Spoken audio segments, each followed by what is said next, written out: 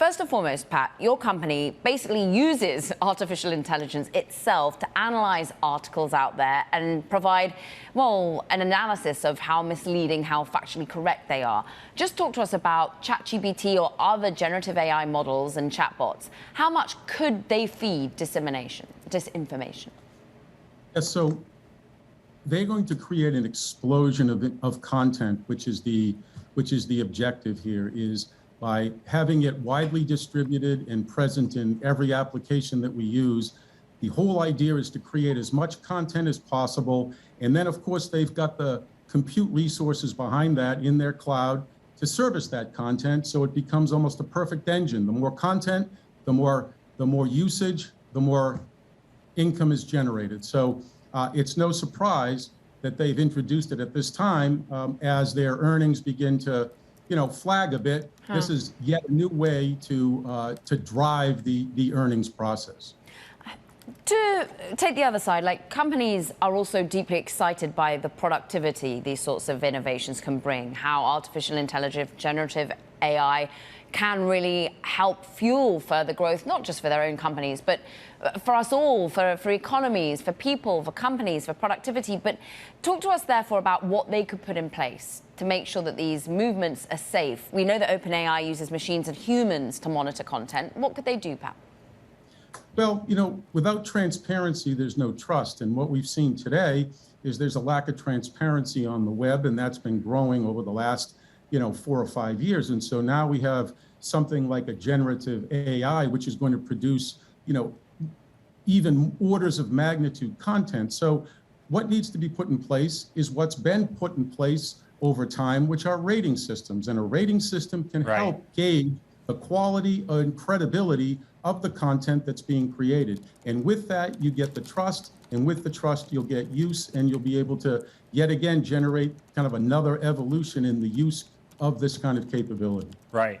Pat, this week seemed to sum up this conversation, right? You had the risk with Alphabet on the one hand, and the sort of euphoria with Microsoft on the other.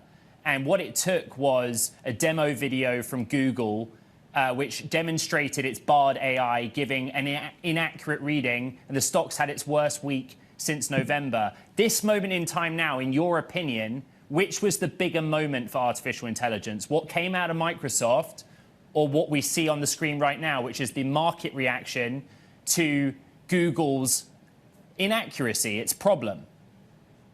Well, I think everybody that is uses digital products online know that trust is an issue. And I think both companies have proven that by pushing something to market without having trust behind it or transparency is going to create more confusion and more concern than it is benefit. Now, over time, that can be ameliorated, but now they've got to actually defend something that, had they set it out with the transparency and a measurement scheme on quality, they may not have been in this particular situation. Does OpenAI's technology make Microsoft's Bing more competitive in the search market? I would say it will at least maintain their position. Google, on the other hand, both have taken a different approach. Microsoft has approached it by introducing a conversational platform, but Google is actually approaching it by producing next generation of a search platform. And the difference here is the size of the data that's used, the source of the data, and the depth. And until we know both, it's very hard to tell. Let's talk about where else some sort of rails of the road could come in. And many would argue that's government's role. Department of Commerce has released version 1.0 of AI risk management framework. We also know that the White House has released, end of last year, I believe it was, a framework for an AI Bill of Rights, which some companies are pushing back on. Is there enough coming from an administration perspective here to have oversight to ensure that AI is built appropriately? I think in most democracies, people are not interested in over-regulation by the government. I think the source is going to be private companies, and I think giving those private companies visibility to their solutions is really what has to happen. I don't think it should come from government.